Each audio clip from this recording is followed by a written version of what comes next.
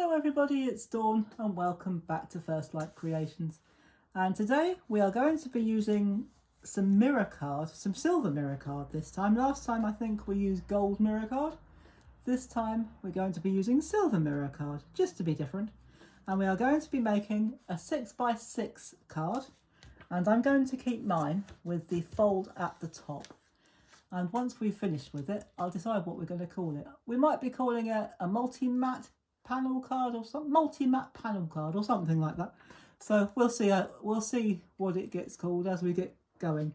So the first thing I'm going to do, I'm going to put another mat or a mat on top of this one, and this will measure 5.5 by 5.5. And like the last one, there is quite a bit of, like our last project, there are quite a few measurements.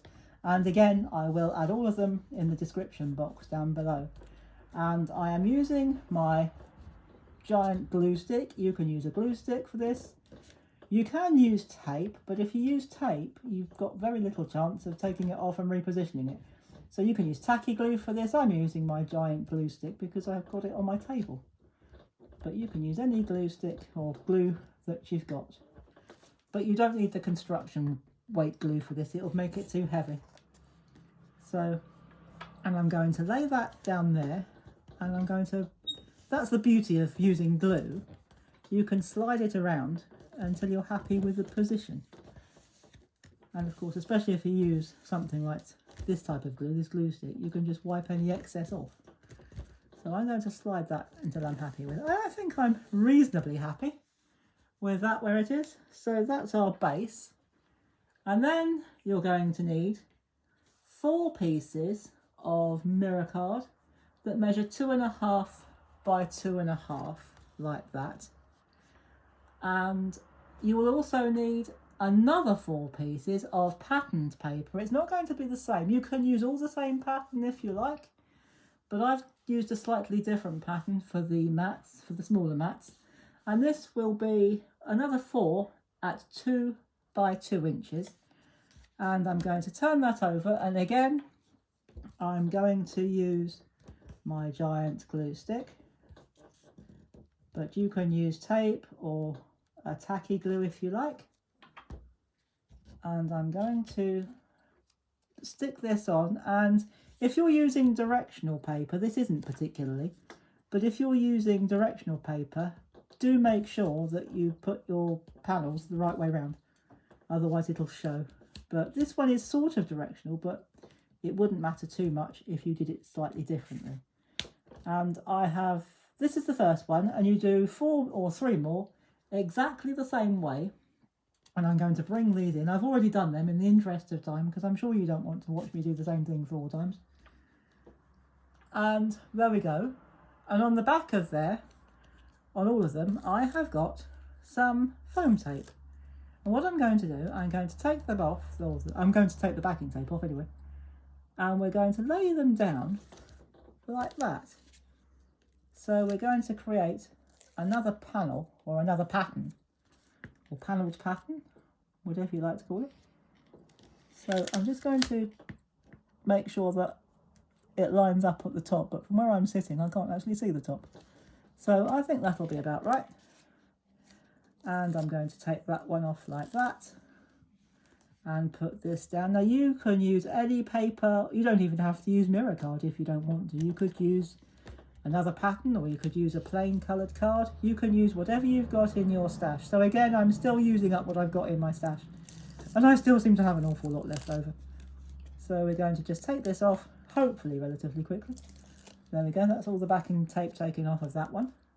And I'm going to have all my tulips, more or less, going the same way.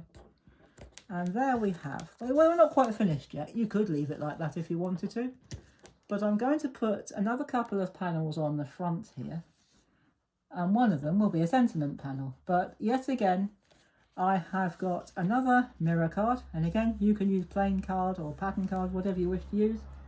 And this one measures 3.5 by 3.5 inches. And onto that, I found in my stash, it says birthday wishes for you, which matches this paper and this pattern brilliantly. And this is 3.5 by 3.5. No, it's not. I beg your pardon, it's 3 by 3. So this one is 3 inches by 3 inches, this top one. And again, we're going to use, or I'm going to use, my glue stick for this. So we're just going to put that on there like that. Give it a good dollop so that you get those corners and the edges, because we don't want them lifting. So I'll pop that over there because we won't need it again. And I'm going to lay that in the centre of that mat like that. So wiggle it into place. And I think that's about right. Or let's just move it over there a little bit. And again, on the back of here, I have got some foam tape, which I'm going to attempt to take the backing off fairly easily. Oh, that came off quickly, didn't it? That was a bit of luck. So just move all the debris out the way. Bring our card back into the centre, turn it round, and I will make sure that I get it the right way around. And I'm going to put that into the centre of my greeting card. Just sweep all those backing tape bits out the way. And we are done. That is our card for today. So once you've done all the measuring, it's the measuring and the cutting that takes the time. It takes more time. And especially if you put it in tent fold like that, it will stand up really nicely. So there is our, I think we might call this a layered or matted layered card or something like that.